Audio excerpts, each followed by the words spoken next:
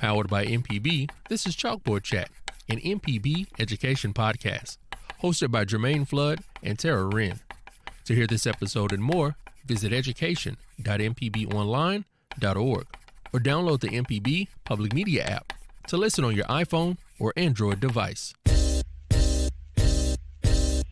Hi, this is Michael Adams, and I'm a 7th grade history teacher with Madisonville Junior High, St. Tammany Parish Public School District, and this is your Chalkboard Chat Slate Session.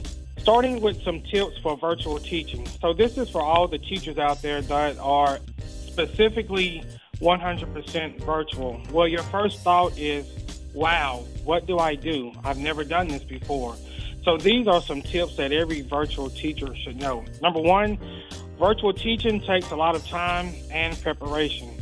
So, what does that mean? Virtual teaching takes as much time, if not more, preparation than teaching in a traditional classroom setting.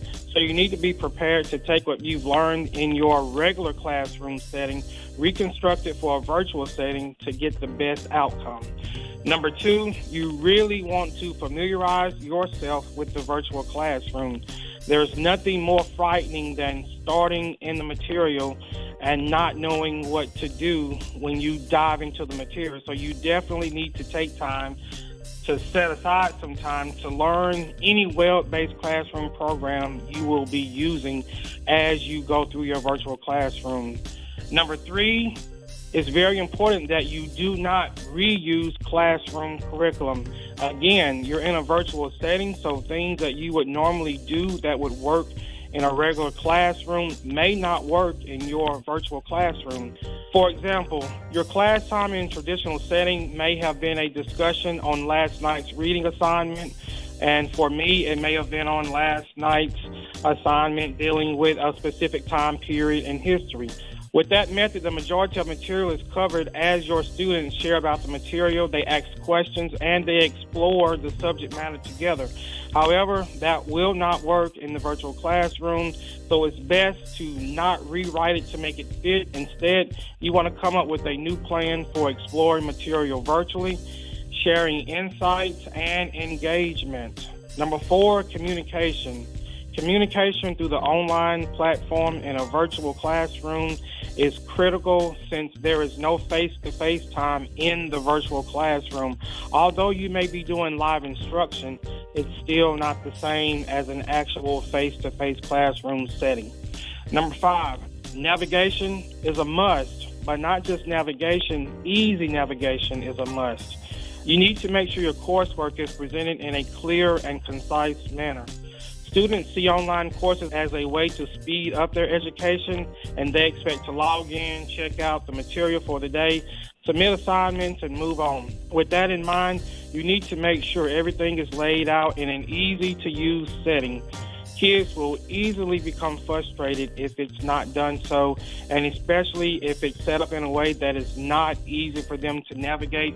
That's a good indication for them that they can give up and use it as an excuse where they will tell you they were not able to locate certain information.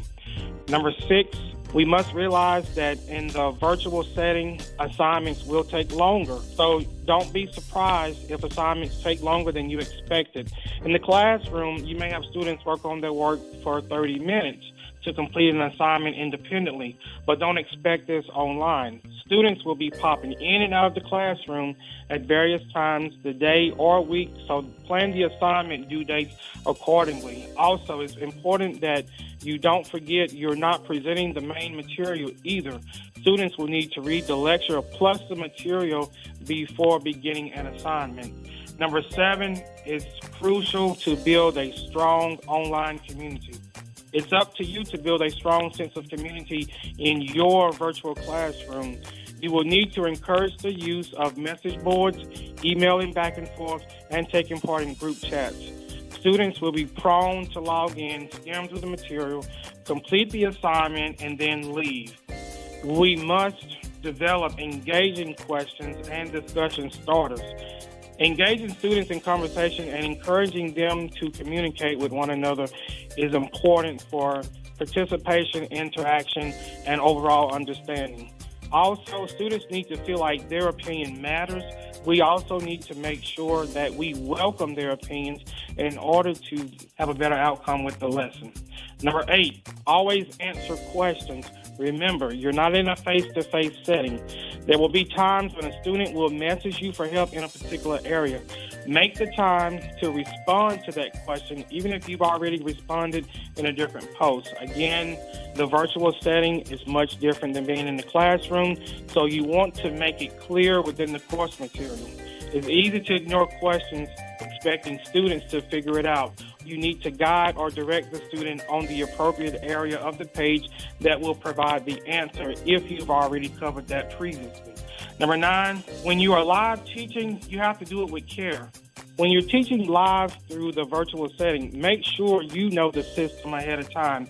If you're frazzled because you don't know how to operate the program, then students will sense that. Students have a pretty good gauge when teachers are frazzled and don't know what they're doing. You don't want this to happen.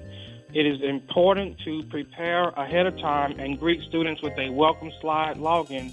Students do not want to log in to a blank screen or an absent teacher, so log in early too. Don't forget to keep the chat options turned on so students can ask questions and interact with other students. Remember, you want engagement to be high.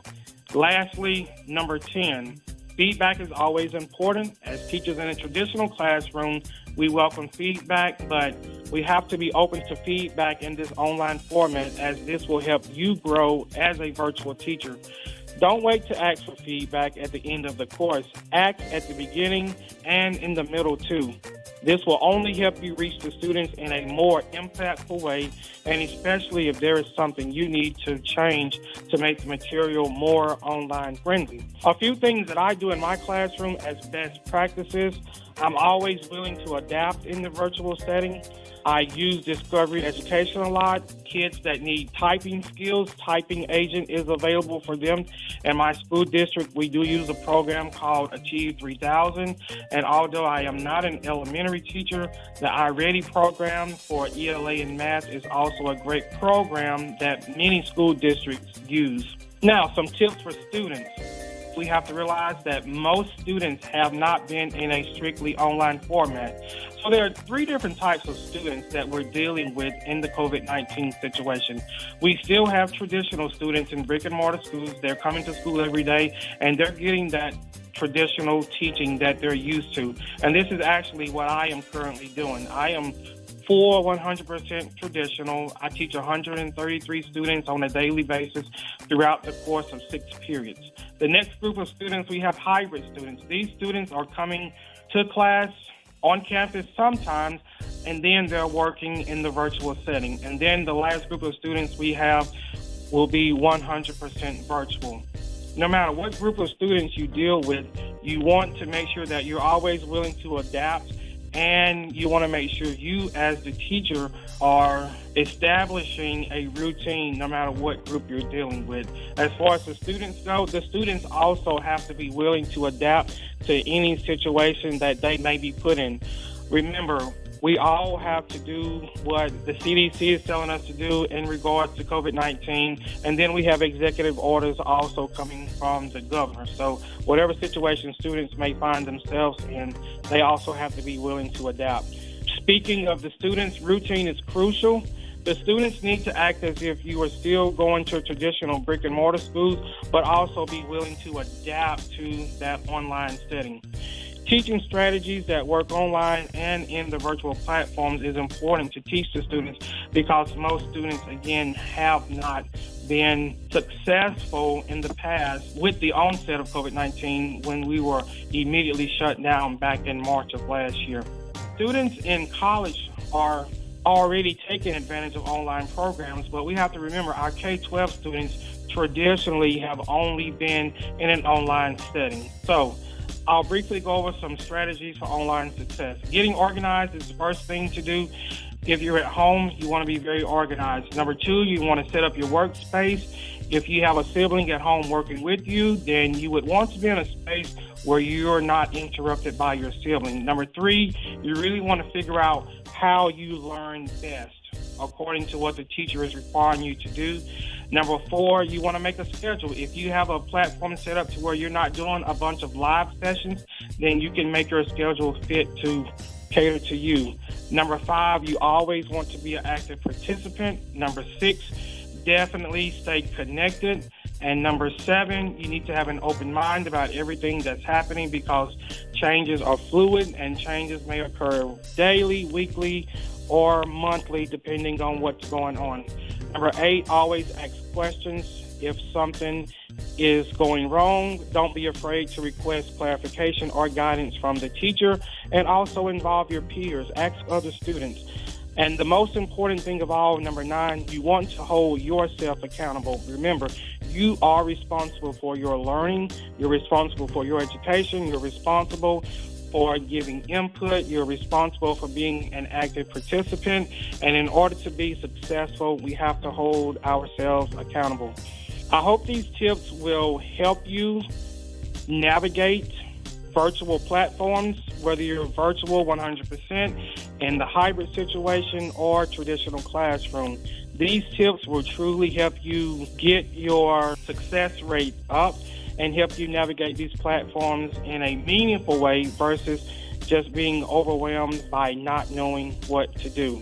I'm Michael Adams, once again, 7th grade history teacher, Madisonville Junior High, and this has been your Chalkboard Chat Slate Session.